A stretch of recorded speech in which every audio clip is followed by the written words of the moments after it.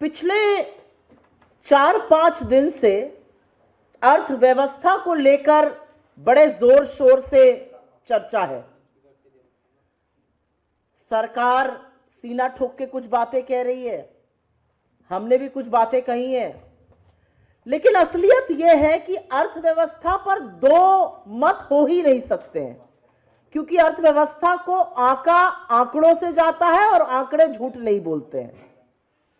तो सबसे पहले तो सरकार ने एक फर्जी व्हाइट पेपर लाने का काम किया, और यह कितनी बड़ी विडंबना है कि 10 साल सरकार में रहने के बाद मोदी जी के पास अपने कार्यकाल का रिपोर्ट कार्ड नहीं है। वो 10 साल पहले की सरकार के 10 साल के कार्यकाल का लेखा जोखा लेकर आए हैं। यह कितनी बड़ी विडंबना है, यह आप लोग खुद सोच सकते हैं। 10 साल सत्ता में रहने के बाद जब चुनाव के मुहाने पर आज सरकार खड़ी है, तो सरकार पिछली सरकार का लेखा जोखा दे रही है। अपना रिपोर्ट कार्ड दिखाने की ना हैसियत है ना हिम्मत है। और मैं कुछ भी कहने से पहले इस मंच से एक बात खुली चुनौती के रूप में कहती हूं, अपने बनाए हुए मानक पर, अपनी डेटा रीजिगिंग पर हमारे और अपने 10 वर्ष के आंकड़े एक साथ रख दीजिए, दूध का दूध और पानी का पानी हो जाएगा। जनता को निर्णय करने दीजिए, लेकिन ऐसा करने की ना हिम्मत है और ना हैसियत है इस सरकार में। लेकिन सबसे पहले मैं ये व्हाइट पेपर ऑफ लाइज जिसको हम बोल रहे हैं, और इसमें हम सरकार का काला कच्चा चिट्ठा भी अभी खोलेंगे। लेकिन ये जो सफेद पेपर लाया गया, ये जो व्हाइट पेपर लाया गया है, इसमें सबसे बड़ी समस्या क्या है? ऐसे बहुत सारे जुमले सरकार के प्रवक्ता, सरकार के बेलगाम मंत्री, कुछ मंडली चरण चुंबकों की बोलती रहती है, आईटी सेल बोलती रहती है। अगर ये व्हाइट पेपर जो सरकार लाई है भाजपा के द्वारा आया गया होता तो आप लोग भी इसको रद्दी के टोकरे में फेंकने का काम करते। लेकिन षड्यंत्र के तरीके से इसको मिनिस्ट्री ऑफ फाइनेंस की वैधता दी गई। और यह कितनी बड़ी विडंबना है कि सरकार जो कंटिन्यूटी में होती है, आपने मिनिस्ट्री ऑफ फाइनेंस के अफसरों से वो पाप कराया जो इंडियन ब्यूरोक्रेसी में पहले कभी नहीं हुआ है। मिनिस्ट्री ऑफ फाइनेंस के अफसरों की वैधता ली गई इस पर, उनको अपने ही किए हुए पुराने काम को नकारना पड़ा, और ये अंडरमाइनिंग ऑफ इंडियन ब्यूरोक्रेसी का, इंडियन लोकतंत्र का, प्रजातंत्र में जिस तरह से कार्य करती है ब्यूरोक्रेसी, अफसरशाही, उसका पूरी तरह से अवमानना है।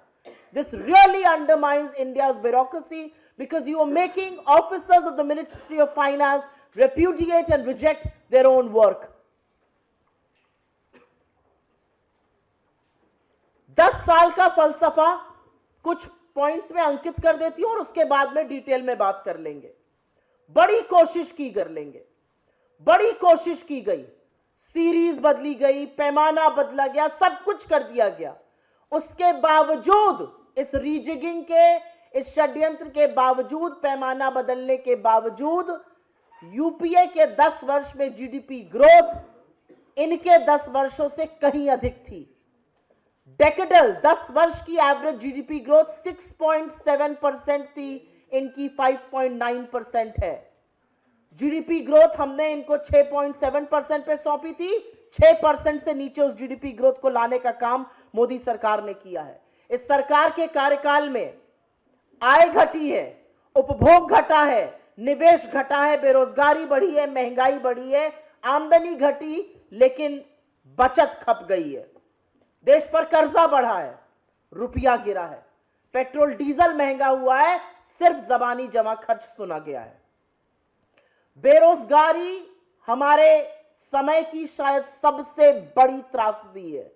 लेकिन अगर आप बेरोजगारी में भी युवा बेरोजगारी के आंकड़ों को देखिए तो यह वाकई में एक टिकिंग टाइम बॉम्ब है। यह वो चिंता का पैमाना है, वो ये चिंता का मानक है जो हमारे डिविडेंड को, डेमोग्राफिक डिविडेंड को डिजास्टर में कन्वर्ट कर रहा है, युवा बेरोजगारी। और इन सब के बारे में मैं अभी थोड़ा डिटेल में बात करूंगी। आय, शहरी लोगों की भी आय घटी है, रूरल वेजेस भी घटे हैं। मनरेगा में ज्यादा खर्च क्यों करना पड़ रहा है सरकार को? क्योंकि एग्रीकल्चर में जॉब्स बढ़ रही हैं। किसी भी डेवलपिंग इकोनॉमी में अगर कृषि में जॉब बढ़ती है और मैन्युफैक्चरिंग और सर्विसेज में कम होती है, जो हमारे यहां लगातार हो रहा है पिछले कुछ सालों में। यह चिंता का विषय है। आज एक डेवलपिंग इकोनॉमी इंडिया में मैन्युफैक्चरिंग और सर्विसेज की जॉब घट रही है, मैन्युफैक्चरिंग का शेयर जीडीपी में घट रहा है, मैन्युफैक्चरिंग का शेयर वर्किंग पॉपुलेशन में घट रहा है, यही हाल सर्विसेज का है। एग्रीकल्चर में जॉब बढ़ रही है, ज्यादा से ज्यादा लोग अब खेतीहर मजदूरी करने को मजबूर हैं। Highest number of figures 15.5 crore लोग रजिस्टर कर रहे हैं मनरेगा में। मैंने जैसा कि कहा, निवेश भी गिरा है, प्राइवेट निवेश भी गिरा है। वो सब इंडियन इंडस्ट्री के टाइटन्स जो टीवी पर 10 on 10 सरकार को देते हैं, खूब चरण वंदन करते हैं, पैसा लगाने को नहीं तैयार है इनकी नीति में। और एफडीआई भी घटा है। एफडीआई पे बड़ा सीना ठोका जाता था, 3 साल से निरंतर एफडीआई गिर रहा है। और FDI as a percentage of the GDP और FDI as a percentage of global FDI flow भी गिरा है। लगातार इस सरकार ने शिक्षा और स्वास्थ्य पे पैसा कम खर्चा किया है। और असलियत यह है कि सरकार अभी भी समस्या मानने को तैयार नहीं है। मैं अब कुछ क्रमवार तरीके से कुछ चीजों पर डिटेल में थोड़ा सा बोल देती हूं। मैंने कहा, हर कोशिश के बावजूद, हर षड्यंत्र रचने के बावजूद, डेटा फजिंग के बावजूद, सब कुछ करने के बावजूद भी डेकेडल ग्रोथ, 10 वर्ष की औसतन ग्रोथ यूपीए की 6.7% थी, इनकी 5.9% है। ये सब कुछ चाहकर भी मोदी सरकार झुठला नहीं पाई। और यूपीए में 2 बड़ी चीजें हुई थी। 2008 का इकोनॉमिक डिप्रेशन हुआ था और 2013 का टेपर टैंट्रम हुआ था। असलियत यह है कि कोरोना पर हर बार ठीकरा फोड़ा जाता है।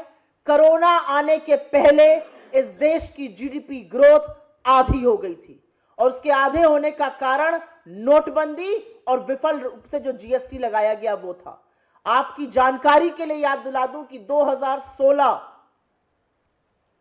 के बाद 2019 में जीडीपी ग्रोथ 3.9% पर आकर गिर गई थी। कोरोना का तब एक भी केस नहीं आया था। 45 वर्ष में सबसे ज्यादा तब बेरोजगारी थी।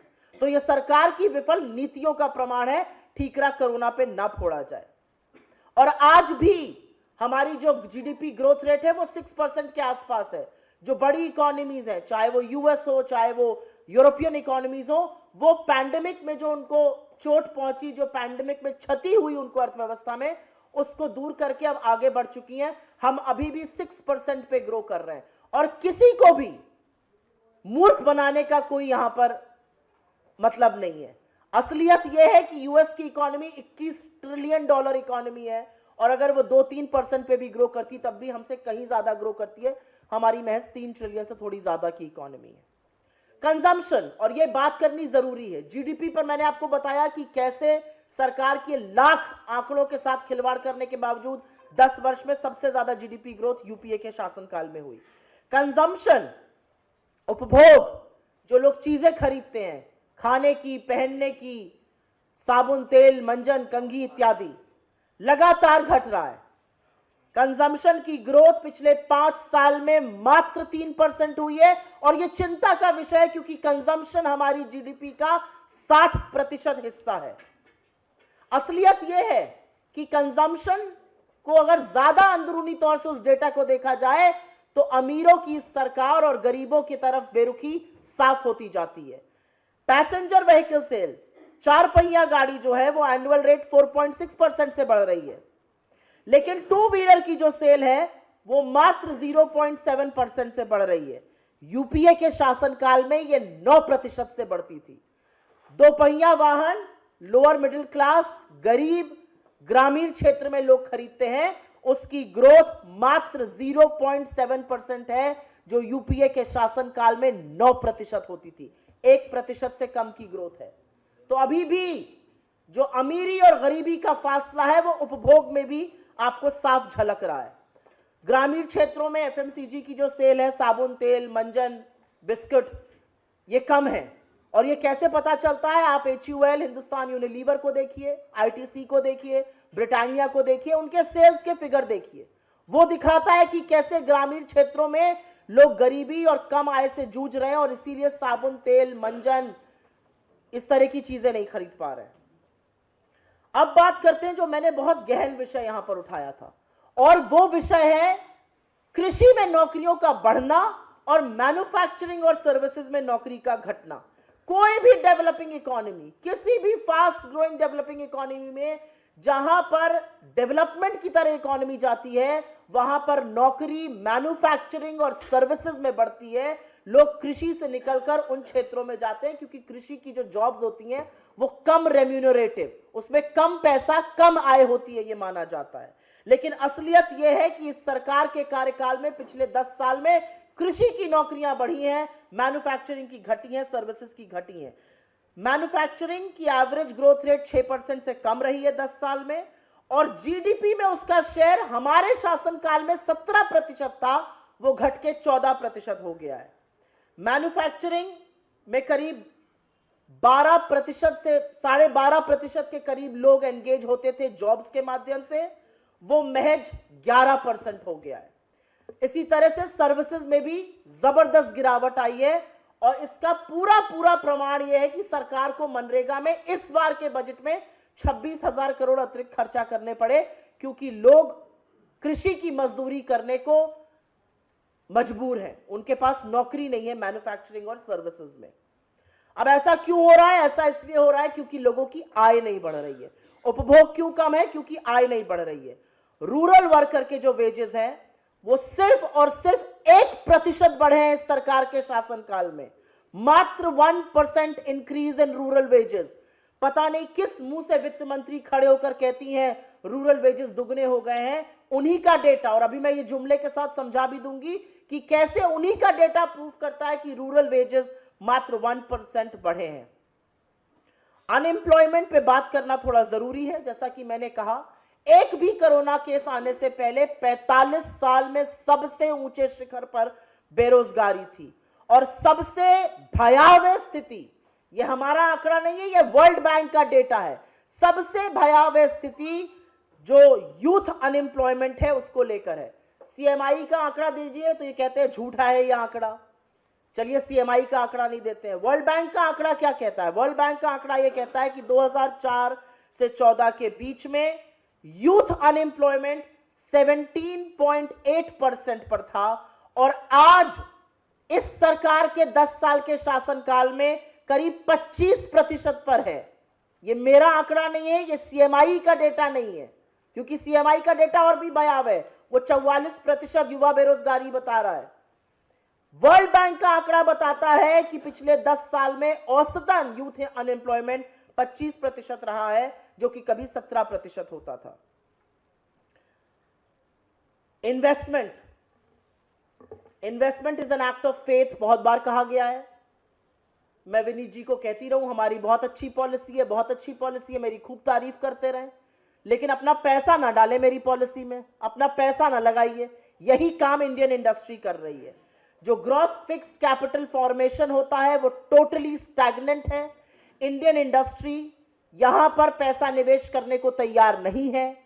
हजारों हाई नेटवर्थ इंडिविजुअल्स इस देश की नागरिकता त्याग चुके हैं, और अब सबसे बड़ी बात जो एफडीआई होता है, फॉरेन डायरेक्ट इन्वेस्टमेंट, वो फॉरेन निवेशक जो आपके यहां आकर बड़ा पैसा लगाता है, इंडस्ट्री बनाता है, फैक्ट्री बनाता है, कोलैबोरेशन करता है, नौकरी रचता है, सृजन करता है रोजगार का, वो आपके यहां भी पैसा लगाने को तैयार नहीं है। बड़ी सीना ठोक के कहा जाता था। आज की तारीख में एब्सोल्यूट और net FDI as a percentage of the GDP 16 साल में सबसे कम है, 16 साल में सबसे निम्न स्तरीय पर है। और जो सरकार के लोग आपको पलट के कहेंगे विश्व में भी एफडीआई कम है, विश्व में एफडीआई बिल्कुल कम होना शुरू हुआ है, लेकिन इंडिया का शेयर उसमें लगातार निरंतर गिरता जा रहा है, जो कि बढ़ना चाहिए था, क्योंकि एफडीआई चाइना में जाना कम हुआ है। तो FDI as a total net and absolute कम हुआ है, as a percentage of the GDP कम हुआ है, और ये सारे आंकड़े आपके साथ जो हम पेपर साझा करेंगे उसमें है। और सबसे बड़ी बात यह है कि जो एफडीआई का इंडिया का शेयर है ग्लोबल एफडीआई फ्लो में, वो भी लगातार कम हुआ है। नौकरी कौन बनाएगा? नौकरी सरकार के जो चहेते हैं वो तो बना नहीं रहे, उनका तो स्टॉक प्राइस बढ़ रहा है। नौकरी बनाते हैं छोटे लघु मध्यम उद्योग, एमएसएमईज जिनको कहा जाता है, micro small and medium enterprises. 33,000 MSMEs पिछले 4 साल में बंद हुए हैं, और जो नए रजिस्ट्रेशन हुए हैं उसमें अधिकांश नए रजिस्ट्रेशन 99% माइक्रो एंटरप्राइजेस के हुए हैं। स्मॉल और मीडियम के रजिस्ट्रेशन भी कम है। सरकार ने एक काम बहुत बखूबी किया है, आपके सिर कर्जा खूब चढ़ाया है। आप या आज कोई बच्चा पैदा हो रहा हो उसके ऊपर 1,13,000 से ज्यादा का कर्जा चढ़ा दिया गया है। जो कर्जा हमारे सरकार के शासन काल के दौरान 58 लाख करोड़ था, वो 173 लाख करोड़ पार करने का काम विश्व कीर्तिमान मोदी सरकार ने स्थापित किया है। और यहां पर एक बात कहनी जरूरी है, जितनी बात अभी हमने करी है शॉर्ट टर्म है, ग्रोथ, अनएम्प्लॉयमेंट, निवेश, उपभोग। कोई भी सरकार अपने मीडियम और लॉन्ग टर्म में एजुकेशन में, हेल्थ में खर्चा करती है।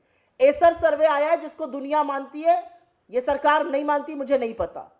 एसर सर्वे कहता है कि 2022 में जो लर्निंग कर्व है वो 2012 के लेवल पर पहुंच चुका है।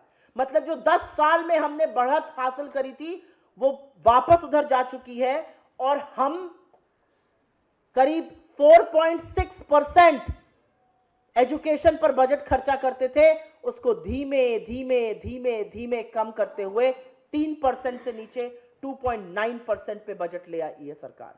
मैं कुछ आंकड़े हैं जो सिर्फ आपकी जानकारी के लिए यहां पर पढ़ देती हूं।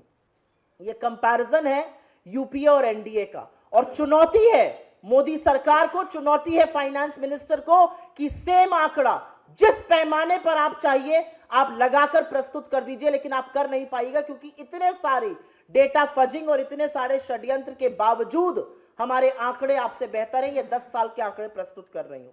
यूपीए के 10 साल में अगर पुरानी सीरीज जिसके साथ छेड़खानी की गई ग्रोथ कैलकुलेट होती तो 7.5% पे होती, लेकिन आप ही की सीरीज से अगर कैलकुलेट हो 6.7% पे ग्रोथ है, जो आपके 10 साल के शासनकाल में 5.9% है। फिस्कल डेफिसिट 10 साल में जो हमने सरकार इनको दी 4.5% पे दिया, इन्होंने फिस्कल डेफिसिट 5.8% पे रखा है।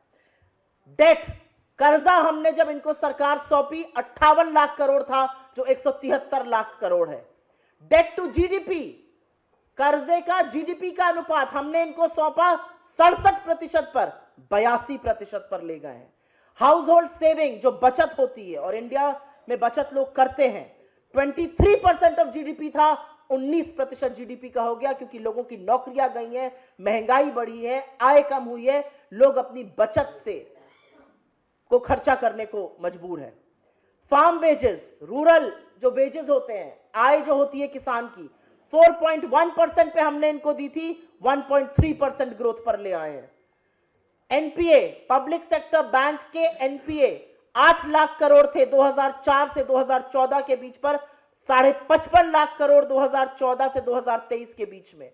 बैंक राइट ऑफ हमने किया 2.2 लाख करोड़ का, इन्होंने किया 14.5 लाख करोड़ का। अमीरों की सरकार, सूट बूट की सरकार, इनको हम ऐसे ही नहीं कहते हैं। एजुकेशन पर हमने खर्चा किया 4.6% ऑफ द बजट, इन्होंने खर्चा किया 2.9% of the budget.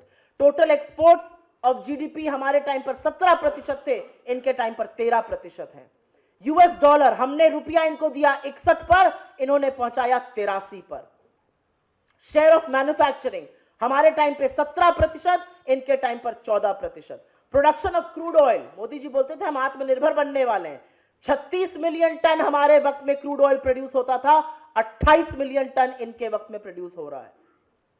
Price of petrol 71 रुपए प्रति लीटर पे पेट्रोल हम देते थे, 96 रुपए के पार पेट्रोल इन्होंने पहुंचाया और शतक भी लगवाया। डीजल 57 रुपए पे हमारा था, 90 रुपए पे इनका है। एलपीजी सिलेंडर 400 रुपए पे हमारा था, 1000 रुपए पार इन्होंने किया। और सेंट्रल गवर्नमेंट एम्प्लॉइज, ये जो वेकेंट पोजीशंस की हम बात करते हैं, 33,28,027 सेंट्रल गवर्नमेंट एम्प्लॉइज, 33,28,000 से ऊपर 31,67,000 घटौती की गई, पद को रिक्त रखा गया।